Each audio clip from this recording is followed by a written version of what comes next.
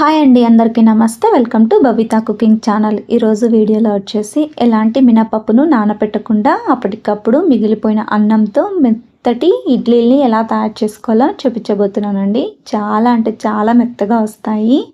అప్పటికప్పుడు బ్రేక్ఫాస్ట్గా నైట్ మిగిలిపోయిన అన్నంతో ఇలా మెత్తగా ఉండే ఇడ్లీని ప్రిపేర్ చేసుకోవచ్చండి. అలాగే కొబ్బరి పల్లీ చట్నీని కూడా ఎలా తయారు చేసుకోవాలో చూపిస్తానండి. మరి ఇక లేట్ చేయకుండా మిగిలిపోయిన అన్నంతో ఇడ్లీని ఎలా తయారు చేసుకోవాలో చూద్దాం రండి. ముందుగా ఒక బౌల్ని తీసుకోండి. అందులోకి మిగిలిపోయిన అన్నంని ఒక కప్పు దాకా వేసుకోండి. మీరు ఎంత క్వాంటిటీలో అయితే తయారు చేసుకుంటారో దాన్ని బట్టి రైస్ని తీసుకోండి. ఇలా నైట్ మిగిలిపోయిన అన్నంతో బ్రేక్ఫాస్ట్గా తయారు చేసుకోవచ్చు, లేదా మధ్యాహ్నం మిగిలిన అన్నంతో నైట్ టైము డిన్నర్గా అయినా సరే ప్రిపేర్ చేసుకోవచ్చండి. ఇలా ఏ కప్పుతో అయితే రైస్ని కొలుచుకున్నారో అదే కప్పుతోనే ఒక కప్పు దాకా పెరుగును కూడా వేసుకోండి. ఈ రైస్ ఇంకా పెరుగు మొత్తం కూడా బాగా కలిసేటట్టు కలిపేసుకోండి. చూడండి, రైస్ మొత్తం కలిపిన తర్వాత కూడా రైస్ అనేది ఇంకా చిక్కగా ఉందండి. అందుకోసమే మరొక హాఫ్ కప్పు దాకా పెరుగును వేసుకోండి. అలాగే కొద్దిగా నీళ్ళను కూడా వేసుకోండి. ఇలా కొద్దిగా నీళ్ళను కూడా వేసేసుకొని ఇప్పుడు రైస్ పెరుగు బాగా కలిసేటట్టు కలుపుకోండి. అప్పటికప్పుడే మనము తయారు చేసుకుంటున్నాం కాబట్టి ఇలా పెరుగు అనేది కాస్త ఎక్కువ క్వాంటిటీలోనే తీసుకోవాలండి. అప్పుడే మనకు ఇడ్లీలు అనేవి మెత్తగా వస్తాయండి. ఇలా రైసు పెరుగు బాగా కలిసేటట్టు కలుపుకున్న తర్వాత ఇప్పుడు ఈ రైస్ని మిక్సీ జార్లోకి వేసుకోండి. మిక్సీ జార్లోకి రైస్ అనేది ఎంత పడుతుందో అంత వేసుకొని అయితే మిక్సీ పట్టుకోవాలండి. మరి ఎక్కువ క్వాంటిటీలో వేసుకొని మిక్సీ పట్టకండి. నేనైతే ఇక్కడ 2 సార్లు మిక్సీ చేసుకుంటున్నాను. ఇప్పుడు ఇందులోకి కొద్దిగా నీళ్ళను వేసేసుకొని ఇలా మెత్తగా ఇంతవరకు గ్రైండ్ చేసుకోండి. చూడండి, కన్సిస్టెన్సీ అనేది ఇలా ఉండాలండి. మరి పలుచగా ఉండకూడదు, అలానే మరి థిక్గా కూడా ఉండకూడదండి. ఈ కన్సిస్టెన్సీలో మెత్తగా ఇంతవరకు గ్రైండ్ చేసుకొని వేసేసుకోవాలి. ఒక మిక్సింగ్ బౌల్ని తీసుకొని వేసుకోండి. ఇందులోకి ఒక కప్పు దాకా బొంబాయి రవ్వ, ఒక కప్పు దాకా ఇడ్లీ రవ్వను వేసుకోండి. ఏ కప్పుతో అయితే బొంబాయి రవ్వను కొలుచుకున్నారో సేమ్ అదే కప్పుతోనే ఒక కప్పు దాకా ఇడ్లీ రవ్వను కూడా వేసుకొని ఇప్పుడు బాగా కలిపేసుకోండి. లేదంటే 2 కప్పుల దాకా బొంబాయి రవ్వనే వేసుకుని తయారు చేసుకోవచ్చండి. ఇలా అదొక కప్పు, ఇడ్లీ రవ్వ ఒక కప్పు వేస్తే కనుక మనకు ఇడ్లీలు అనేవి చాలా మెత్తగా వస్తాయి. అలాగే చాలా సాఫ్ట్గా వస్తాయండి. ఇడ్లీలు కూడా ఎక్కడ కూడా విరిగిపోకుండా చాలా మెత్తగా వస్తాయండి. అందుకోసమే అదొక కప్పు, ఇదొక కప్పు వేసుకోవాలి. అలా అని మనము ఇడ్లీ రవ్వని 2 కప్పుల దాకా వేసుకోకూడదండి. ఎందుకంటే ఇడ్లీ రవ్వను మాత్రమే మనం వేసుకుంటే మినపప్పు వేసుకోము కాబట్టి విరిగిపోతాయండి ఇడ్లీలు అనేవి. లేదా అదొక కప్పు, ఇదొక కప్పు వేసుకోండి. లేదంటే పూర్తిగా బొంబాయి రవ్వనే ప్రిఫర్ చేయండి. ఇలా బాగా కలిసేటట్టు కలుపుకున్న తర్వాత ఇందులోకి రుచికి సరిపడంత ఉప్పు, 1/2 టీ స్పూన్ అంత వంట సోడాని వేసుకుని కన్సిస్టెన్సీని బట్టి ఇంకాస్త నీళ్ళను వేసుకుని ఇలా పిండిని బాగా కలిపేసుకోండి. ఒకేసారి మనము నీళ్ళని వేసుకోకండి. ఇది కాస్త నానుతూ ఉండంగానే కాస్త థిక్గా అవుతుందండి. ఆ టైంలో చూసి మీరు ఇంకాస్త నీళ్ళను వేసుకోండి. మనకు ఇడ్లీ బ్యాటర్ అనేది ఏ కన్సిస్టెన్సీలో అయితే ఉంటుందో సేమ్ అదే కన్సిస్టెన్సీలో వచ్చేటట్టు నీళ్ళను వేసుకొని కలిపేసుకొని మూత పెట్టి పక్కన ఉంచుకోండి. కనీసం అంటే 10 నిమిషాల పాటు పక్కన ఉంచుకోవాలి. ఆ 10 నిమిషాల లోపల మనము చట్నీని ప్రిపేర్ చేసేసుకుందామండి. అందుకోసం ముందుగా స్టవ్ మీద ఒక ప్యాన్ని ఉంచుకొని ఒక కప్పు దాకా పల్లీల్ని వేసుకొని మంటను మీడియం ఫ్లేమ్లో ఉంచుకొని పల్లీల్ని వేయించుకోండి. నేను ఇక్కడ కొబ్బరి ఇంకా పల్లీ చట్నీని అయితే తయారు చేసుకుంటున్నానండి. అందుకోసమే పల్లీ క్వాంటిటీని తక్కువగా తీసుకున్నానండి. ఈ పల్లీలు కాస్త పొట్టు విరిగేంత వరకు కూడా మనం వేయించుకోవాలి. ఇలా పొట్టు వదిలేంత వరకు కూడా వేయించుకున్న వాటిని పక్కకు తీసేసుకోండి. అదే ప్యాన్లోకే మీ స్పైసీకి తగ్గట్టుగా పచ్చిమిర్చిని వేసుకోండి. ఇందులోకి పల్లీలు ఇంకా కొబ్బరి కాబట్టి కాస్త స్పైసీ అనేది ఎక్కువగా పడుతుందండి. కాస్త స్పైసీగా ఉంటేనే బాగుంటుంది చట్నీ అనేది. అందుకోసమే మనము కాస్త ఎక్కువగా పచ్చిమిర్చిని వేసుకొని వేయించుకోండి. లైట్గా ఆయిల్ని వేసుకొని వేయించుకోండి. ఈ పచ్చిమిర్చి అనేది కలర్ వచ్చేంత వరకు కూడా వేయించుకోవాలండి. మంటను మీడియం ఫ్లేమ్లోనే ఉంచుకొని పచ్చిమిర్చి ఇలా కలర్ చేంజ్ అయ్యేంత వరకు కూడా వేయించుకోండి.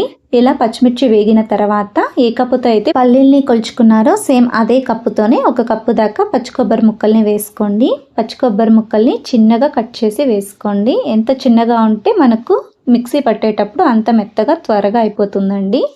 మంటను మీడియం ఫ్లేమ్లోనే ఉంచుకొని వేయించుకోండి. ఇవి ఎక్కువసేపు వేగాల్సిన అవసరం లేదు.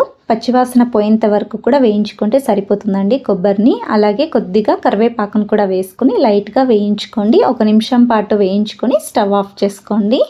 స్టవ్ ఆఫ్ చేసుకున్న తర్వాత ఇందులోకి పొట్టు తీసి పెట్టుకున్న వెల్లుల్లిపాయలని వేసుకోండి. అలాగే ఒక చిన్న బెల్లం ముక్కను వేసుకోండి, మరి ఎక్కువగా వేసుకోకండి, పచ్చి కొబ్బరి కూడా స్వీట్ ఉంటుంది కాబట్టి కొద్దిగా వేసుకోండి బెల్లాన్ని. అలాగే కొద్దిగా చింతపండును కూడా వేసుకోండి. ఇలా కొద్దిగా చింతపండును ఎక్కువగా వేసుకోవడం వల్ల మనకు ఎంతసేపు అయినా సరే చట్నీ అనేది పాడవ్వకుండా ఉంటుందండి. ఇలా చింతపండును వేసుకున్న తర్వాత ఇందాక వేయించి పెట్టుకున్న పల్లీలని కూడా కలిపేసుకొని ఇలా వేయించుకున్న వాటన్నిటిని కూడా చల్లారిన తర్వాత మిక్సీ జార్లోకి వేసుకోండి. ఇలా పూర్తిగా చల్లారిన తర్వాత మిక్సీ జార్లోకి వేసుకొని ఇందులోకి రుచికి సరిపడంత ఉప్పును వేసుకోండి. అలాగే గ్రైండ్ చేసుకోవడానికి వీలయ్యేటట్టు కొద్దిగా నీళ్ళను వేసుకొని మెత్తగా అయ్యేంత వరకు గ్రైండ్ చేసుకోండి. ఇలా సగం గ్రైండ్ చేసుకున్న తర్వాత ఇప్పుడు ఇందులోకి గుప్పెడంత కొత్తిమీరను వాష్ చేసి ఇందులోకి వేసుకొని గ్రైండ్ చేసుకోండి. ఇలా మెత్తగా గ్రైండ్ చేసుకున్న తర్వాత ఈ చట్నీని ఒక మిక్సింగ్ బౌల్లోకి వేసుకోండి.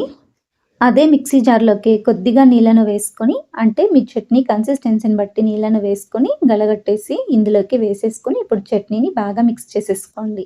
ఇప్పుడు చట్నీకి పోపు పెట్టుకుందామండి. పోపు కోసం స్టవ్ మీద పోపు గరిటెని ఉంచుకొని అందులోకి 2 టీ స్పూన్ల దాకా ఆయిల్ని వేసుకోండి. ఆయిల్ కాస్త వేడెక్కిన తర్వాత ఇందులోకి పోపు దినుసుల్ని వేసుకోండి. ఆవాలు, జీలకర్ర, మినపప్పు, శనగపప్పును 1 టీ స్పూన్ దాకా వేసుకోండి.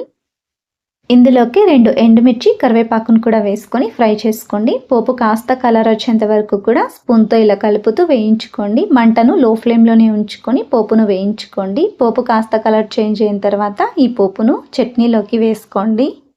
ఇప్పుడు ఈ పోపు మొత్తం కూడా చట్నీలో కలిసేటట్టు ఇలా బాగా కలిపేసుకోండి. అంతే, ఎంతో రుచికరమైన కొబ్బరి పల్లి చట్నీ రెడీ అయిపోతుందండి. ఇడ్లీ కాంబినేషన్గా ఈ చట్నీ చాలా అంటే చాలా రుచిగా ఉంటుందండి. అలాగే చాలా తొందరగా కూడా తయారు చేసుకోవచ్చండి ఈ చట్నీని. నెక్స్ట్ వచ్చేసి ఇడ్లీని తయారు చేసుకుందామండి. ఇందాక మనము కలిపి ఉంచుకున్న పిండిని తీసుకొని ఇప్పుడు ఒకసారి బాగా కలిపేసుకోండి. ఇడ్లీ కన్సిస్టెన్సీ అనేది ఇప్పుడు ఒకసారి చెక్ చేసుకోండి. కరెక్ట్ సరిపోతుంది అనుకుంటే కనుక ఇడ్లీని వేసేసుకోవాలి. లేదంటే కనుక కాస్త థిక్గా కనుక ఉంటే మరి కాస్త నీళ్ళను వేసేసుకొని బాగా కలిపేసుకొని వేసుకోండి ఇడ్లీలుగా. ఇప్పుడు ఇడ్లీని తయారు చేసుకోవడం కోసము ఇడ్లీ ప్లేట్ని తీసుకొని ముందుగా ఆయిల్ని అప్లై చేసుకోండి. ఆయిల్ అప్లై చేసుకున్న తర్వాత ఇప్పుడు మనం తయారు చేసి పెట్టుకున్న పిండిని ఇడ్లీ ప్లేట్లోకి వేసుకోండి.